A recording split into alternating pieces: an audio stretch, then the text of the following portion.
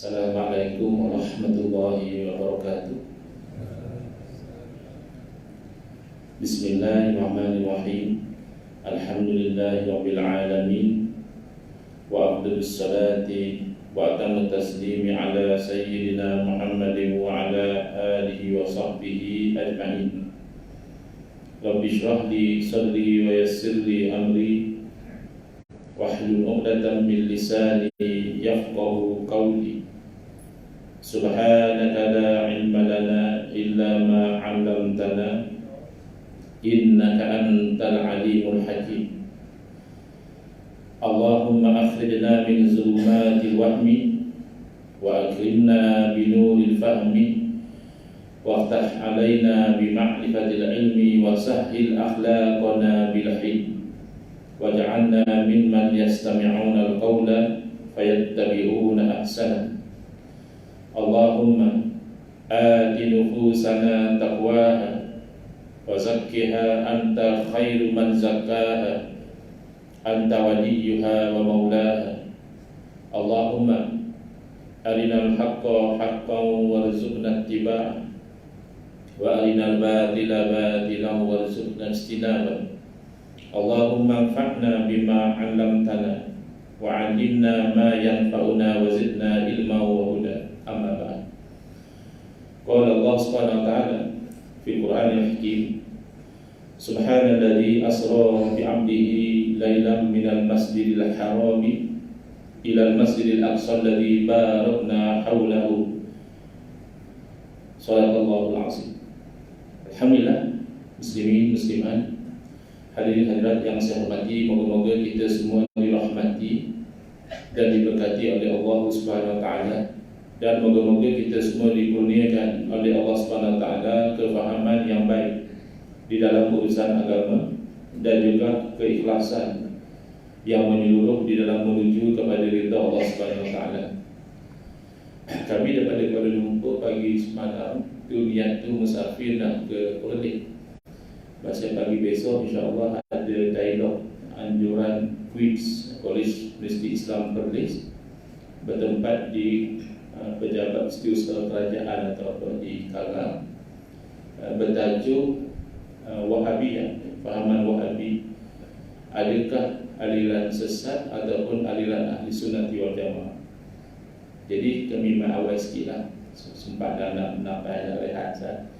Jadi kawan-kawan yang tahu, kata kami singgah di Ustaz ni, dia bersusun lah 1-2 kuliah, ya, Alhamdulillah.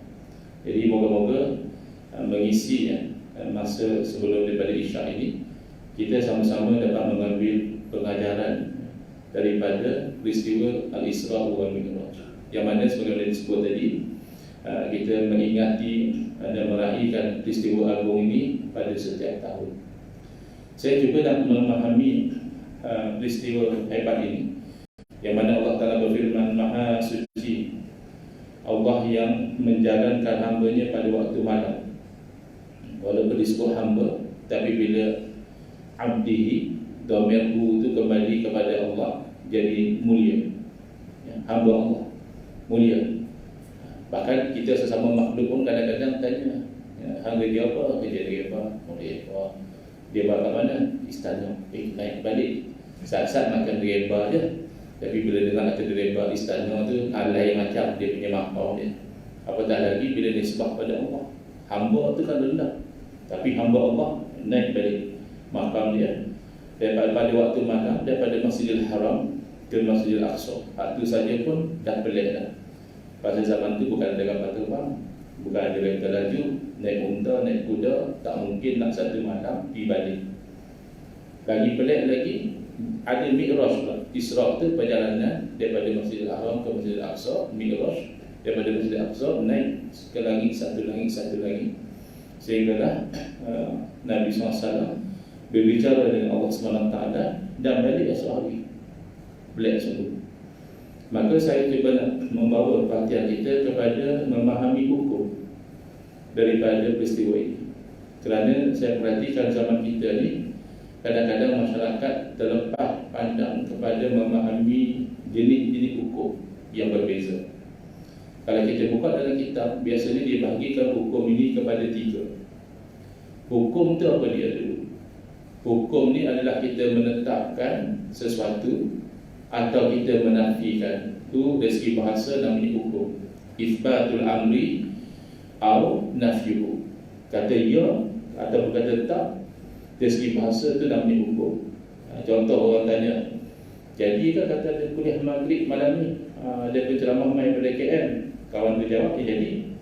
Tu hukum lah tu. Pasal dia kata ya, dia menetapkan kata ada. Atau dia tak jadi, pasal tak dan, berceramah nak pergi tempat lain pula tak dan. Dia nafikan. Dari segi bahasa namanya hukum. Yang menetapkan atau menafikan salah satu dari tiga. Yang pertama yang kita biasa dengar itu namanya hukum syarak. Yang kedua yang kita biasa dengar juga tapi kurang sikit, hukum akal.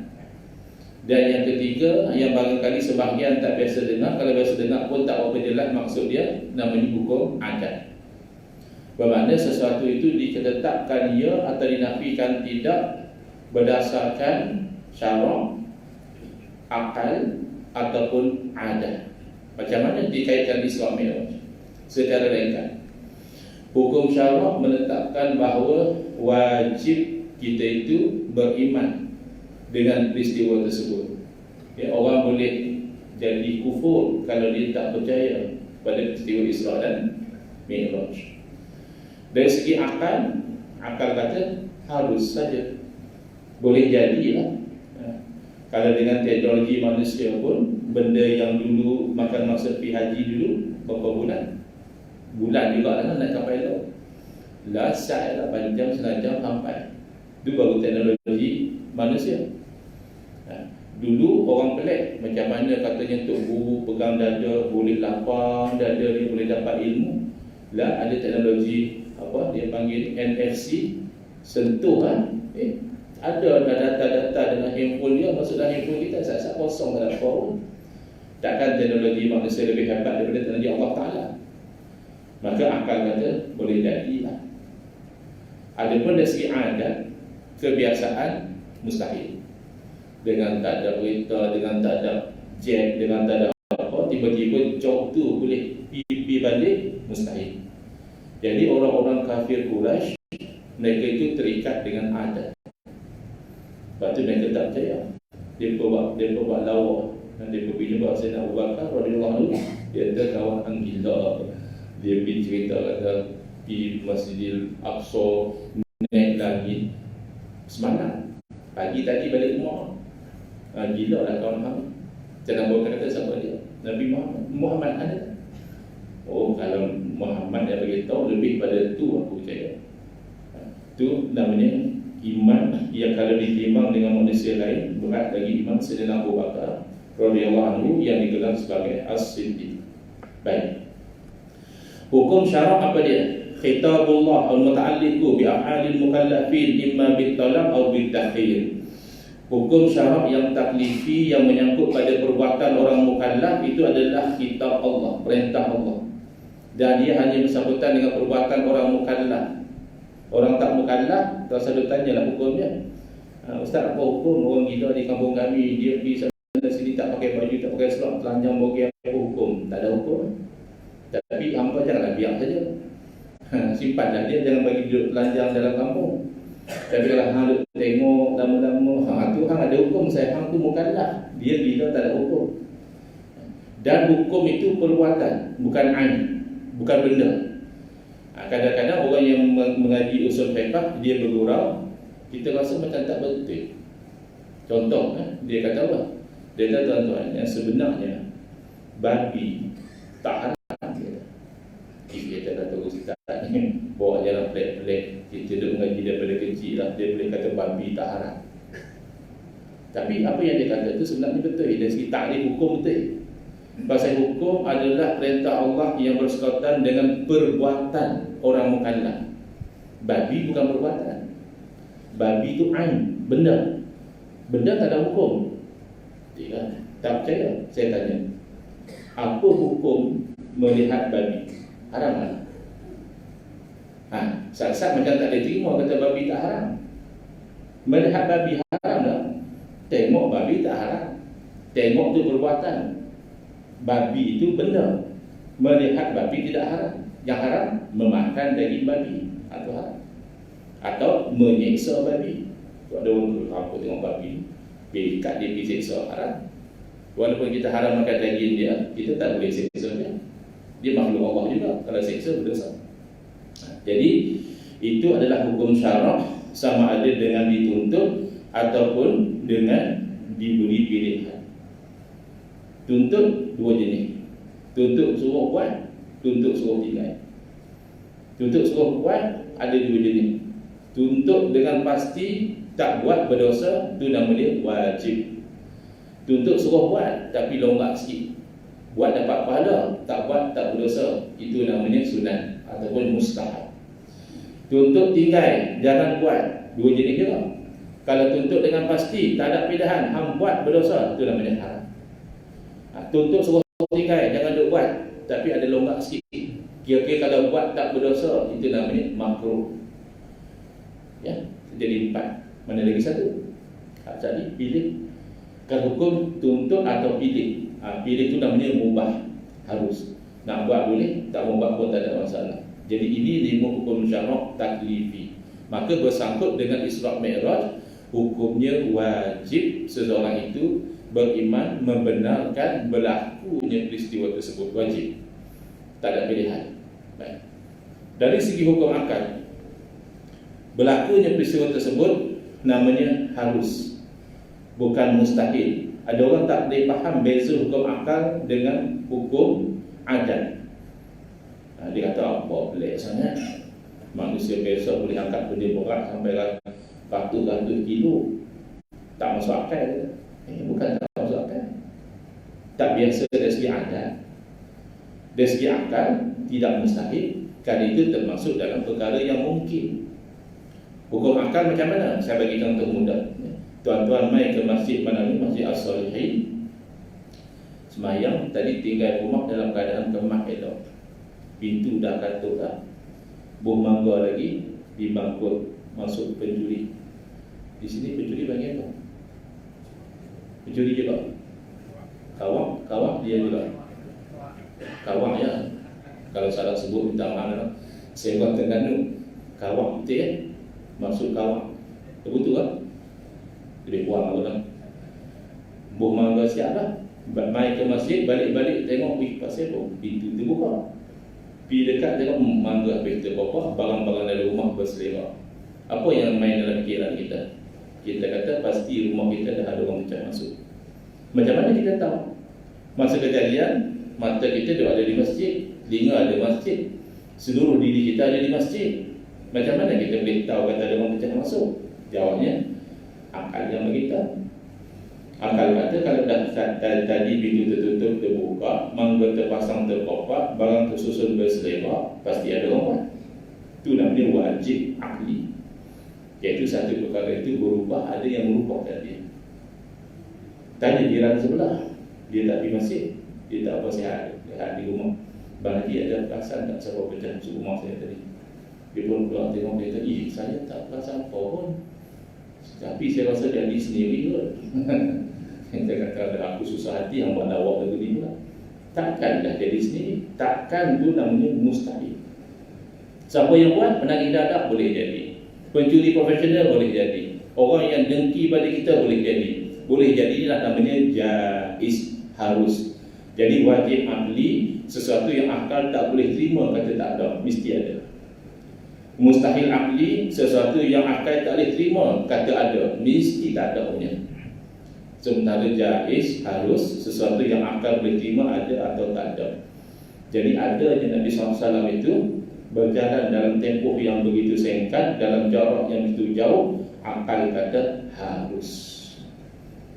Oh, jadi kita boleh tak kata Nabi Isra' Mi'raj atau Nabi Isra' Mi'raj harus saja? Jawab akal. Syarak kata wajib. Pasal wajib kita beriman dengan Quran dan hadis.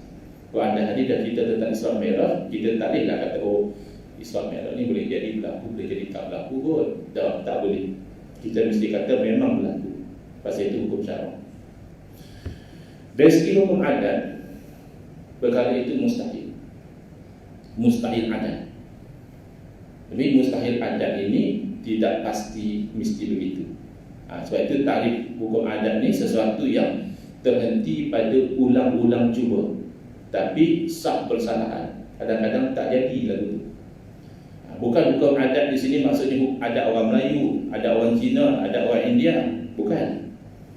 Sebab ada orang komen, dia kata hukum adat macam mana pun dia tidak boleh bercanggah dengan hukum syarak. Bila dia komen macam itu, kita dapat tangkap dia tak faham maksud hukum adat di situ. Dia ingat ada orang Melayu macam ni, kalau tak bercanggah dengan hukum syarak, boleh kita amal adat tu. Tapi kalau bercanggah dengan hukum syarak ada orang Melayu tadi, tak boleh ya? Bukan tu. Bila sebut hukum adat, bukan itu. Hukum adat yang dimaksudkan di sini adalah berkaitan antara sebab dan musabab. Orang putih kata cause and effect. Benda hak berlaku dulu dengan benda hak berlaku lepas tu. Sebab apa? Sebab kita tengok biasa jadi lagu tu. Mesti jadi ke? Tak mestilah. Tapi biasanya lagu tu lah. Biasanya jarak jauh tu tak boleh lah dalam masa dekat sana. Dia makan masa banyak hari juga. Tapi kalau dengan sesuatu puasa boleh jadi. Itu namanya hukum adat. Saya bagi contoh yang mudah saja. Hukum adat ini berkaitan dalam 4 kemungkinan, 4 kombinasi. Dikaitkan ada dengan ada, atau dikaitkan ada dengan tiada, atau dikaitkan tiada dengan ada, atau dikaitkan tiada dengan tiada. Pasal apa dikaitkan lagu tu? Pasal biasa duk tengok lagu tu lah. Contoh, dikaitkan ada dengan ada, dikatakan ada kenyang dengan ada makan. Tuan-tuan lah kenyang ke lapar? Ada sandar tu macam kenyang. Siapa tadi sebelum main sembahyang makan lah ya? Jadi kita kaitkan ada kenyang dengan ada makan tu, sekarang biasanya jadi lagu tu. Tapi ada juga kadang-kadang makan dah tak kenyang juga. Tu yang jadi 3 pinggan. Satu sepinggan okey lah. Hari ni belajar pergi sampai 3 pinggan. Pasal sepinggan tak kenyang. Itu luar daripada kebiasaan. Dikaitkan ada dengan tiada, iaitu ada lapar dengan tiada makan. Pasal apa kaitkan lagu tu? Pasal biasa lagu tu. Kalau tak makan lapar. Dikaitkan tiada dengan ada, iaitu tiada lapar dengan ada makan. Orang yang tak makan kenyang, siapa yang kenyang makan lah. Bukan tu. Dikaitkan tiada dengan tiada, iaitu tiada kenyang dengan tiada makan.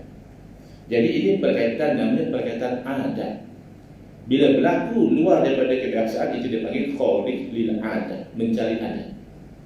Bahasa moden luar biasa je. Hak biasanya jadi lagu ni, tapi kali ni jadi luar biasa. Luar biasa ni lah boleh jadi dalam bentuk mukjizat. Kalau berlaku pada para rasul, namanya mukjizat. Biasa kalau benda api, terbakar. Biasa kalau kena api, hangus. Nabi Ibrahim AS dicampak masuk api, tak terbakar hangus apa pun. Oh, itu luar biasa. Itu mencari adat. Oleh kerana Nabi Ibrahim AS Rasul, namanya mukjizat. Ada kalanya bukan mukjizat, tapi mencari adat juga. Satu orang tabi'in, mana bukan sahabat, tapi jumpa dengan sahabat Nabi, iaitu Abu Muslim Al-Khawlani radhiyallahu ta'ala anhu, dicampak masuk dalam api oleh Musailamah Al-Kazzab. Musailamah ni dia penipu, pendusta. Dia mengaku dia Nabi juga, padahal dia bukan. Jadi dia tanya pada Abu Muslim Al-Khawlani, apa kata hang tentang Muhammad? Ya, Rasulullah. Apa kata hang tentang aku? Pada tak dengar. Weh, tanya Muhammad, dia boleh jawab Rasulullah. Tanya Musailamah, dia tak boleh, aku tak dengar. Dalam kawan tu geram, buh dalam api, tak hangus. Sehingga Sayyidina Umar radhiyallahu berkata, segala puji bagi Allah yang menemukan aku dengan umat Muhammad yang berlaku padanya apa yang berlaku pada Ibrahim AS. Itu bukan mukjizat, itu namanya karamah. Karamah hanya orang dah hidup budi macam-macam. Oh, dia kata mustahil. Takkanlah wali boleh buat lagu ni, takkanlah wali boleh buat lagu tu. Tak, mustahil, tidak. Tapi dari segi adat tidak biasa. Ada orang cerita, ini dialog dulu. Ni dialog, besok ni 2.0. Kami dialog dah 1.0. Bulan 6 tahun 4. Dia cerita dalam satu perjalanan. Wali Allah tu dengan kawan-kawan dia dah dalam kapal itu ada ayat Arab. Apa hukum minum Arab? Ya haram. Jadi tiba-tiba air Arab tu bertukar jadi air delima. Jadi dia pun pakat minum. Boleh ke ada betul? Saya kata lebih kurang lah. Saya pun tak ingat juga jawapan yang sebenarnya. Benda tu dari segi adat tak boleh. Pasal Arab tak bertukar jadi air delima. Dia paling-paling kalau kita proses dia jadi cukur. Kan jus anggur tu kalau kita kurang-kurang dia jadi Arab. Kita biar lama-lama dia jadi cukur. Itu boleh jadi. Tapi Arab dah siap tiba-tiba tukar jadi air delima boleh minum macam biasa. Dari segi adat mustahil. Tapi berlaku pada orang-orang soleh ni, wali-wali Allah ni, sesuatu yang luar daripada adat, betulkah dia jadi ayam delima? Pak, boleh minum? Boleh.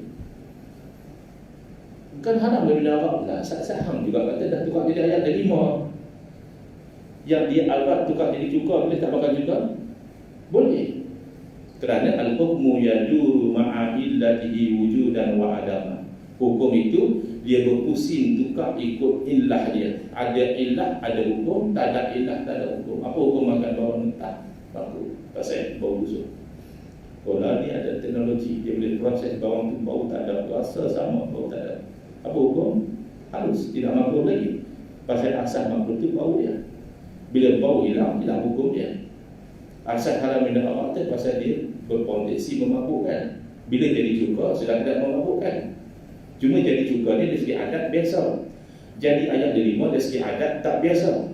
Bila khariqil adat berlaku pada orang soleh, itu adalah ma'un, pertolongan daripada Allah Subhanahu Wa Taala. Tapi kalau dia dalam keadaan terdesak, tak ada yang lain lah, awak dia ada tak minum boleh mati, maka itu harus. Walaupun dia masih Arab lagi. Sebab al-darurat tu tubihul mahzura. Keadaan yang darurat boleh mengharuskan benda yang asalnya haram.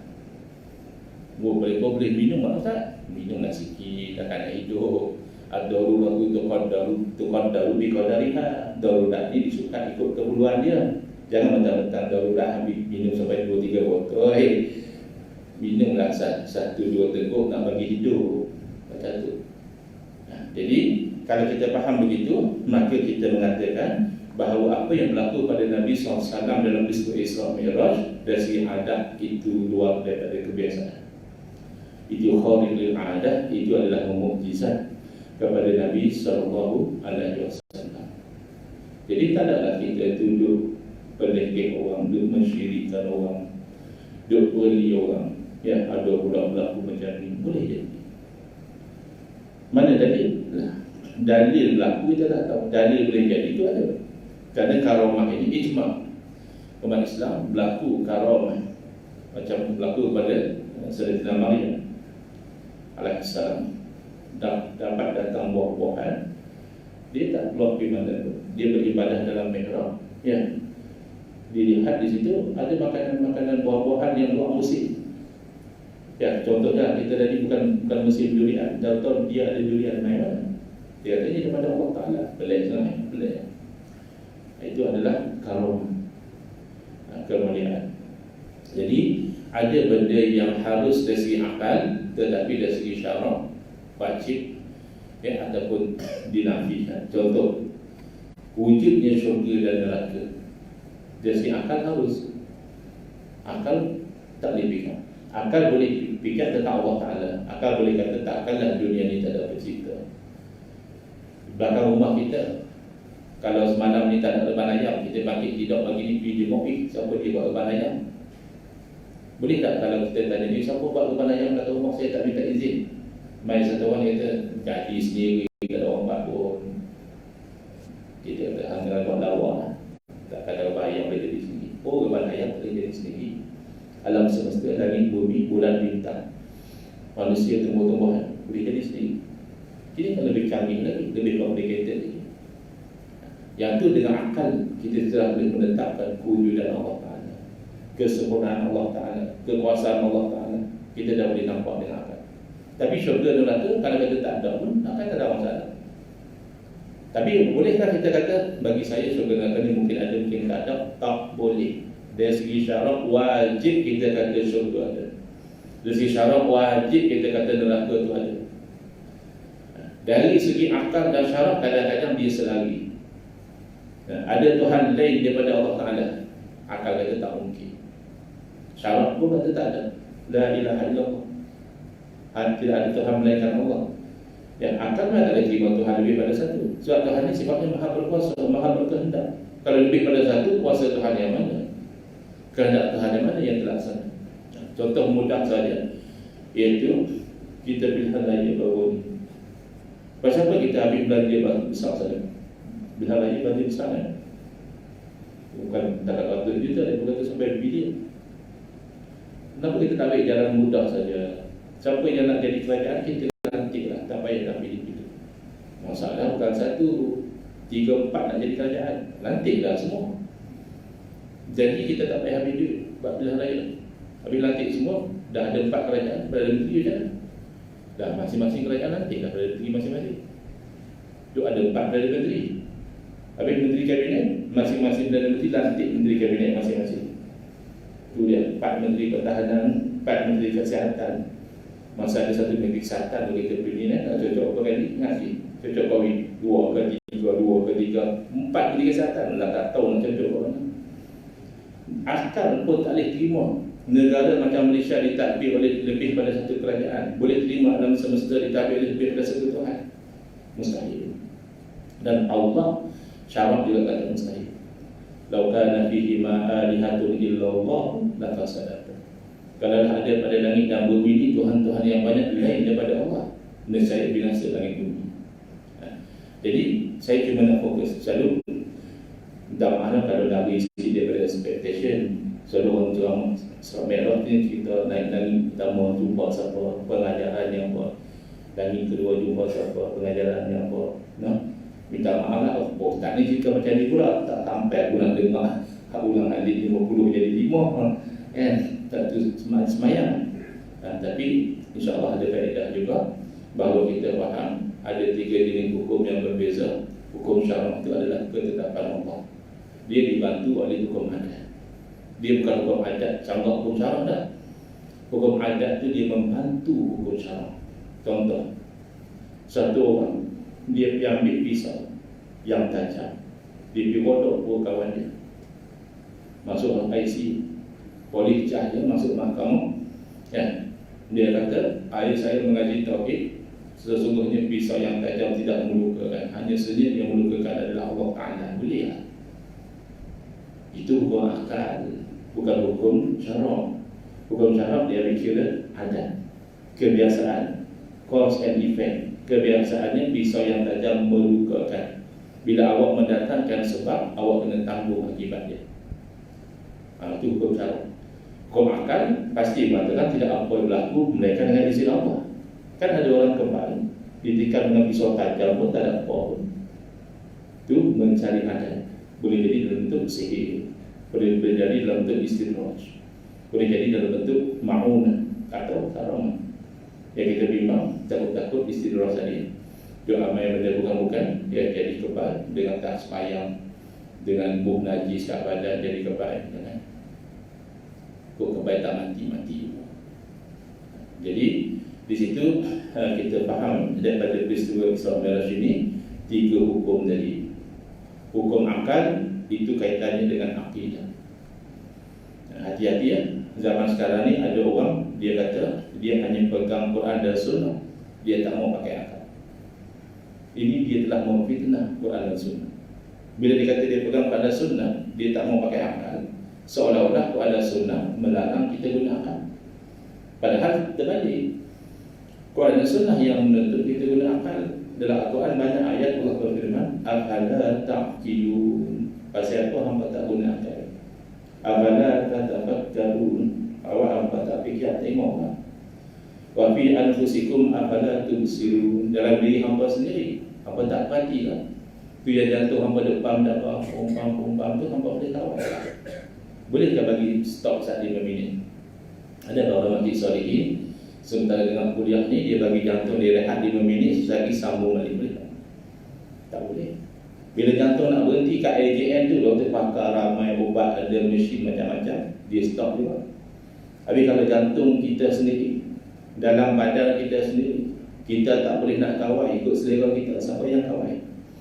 Tak nampak Allah Ta'ala lagi. Ni kita-kita yang rabun ni, awak dia pakai spek kan? Buka spek kan senang. Lah, buka spek tak nampak. Lah, ejas tak boleh nampak.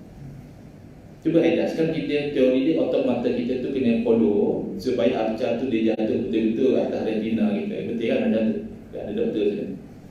Tapi dia jatuh ke depan atau jatuh ke belakang, tu dia jadi rabun dekat, rabun jauh. Awak tak ejas otot mata kita. Bukan awak ejas, tak boleh ejas. Habis siapa yang kawal otot mata kita? Puan-puan, tak ada wanita yang nampak tua. Tak percaya? Yang jadi jutawan namanya kosmetik. Dan jutawan kosmetik dia jutawan pentas, jutawan jari jarang kita dengar. Jutawan kosmetik biasa. Pasal laku. Pasal apa laku? Nak bagi nampak comel, nak bagi nampak awet muda. Takkah lama kelamaan buhlah tempek atas muka sekalipun, kulit makin gedut, kulit makin genuk.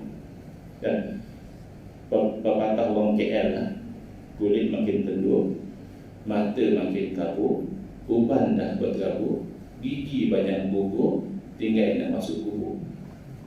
Tu kita mau lah. Tak ada lah orang nak gigi dia gugur, mata jadi kabur, uban berterabur, tak ada. Tapi jadi juga. Siapa yang kamai? Itu Allah Ta'ala. Jadi inilah 3 hukum yang memandu di dalam kehidupan kita. Hukum akal kaitannya dengan akidah, dan hukum adat kaitannya dengan hukum syar'i. Wallahu a'lam. Secara masih tak perhatian, saya bermaaf salah dan kesilapan. Ada wabillahi taufiq wal hidayah. Wassalamualaikum warahmatullahi wabarakatuh. Bismillahirrahmanirrahim. Alhamdulillahirabbil alamin, wassalatu wassalamu ala sayyidina Muhammadin wa ala alihi washabbihi ajma'in. Allahumma shrah sudurana wa ahsin akhlaqana wa ahsin ujurana wa nawwir qulubana bi nuri hidayatika kama la taqta bi nuri syamsika abadan bi rahmatika ya arhamar rahimin. Alhamdulillahirabbil alamin.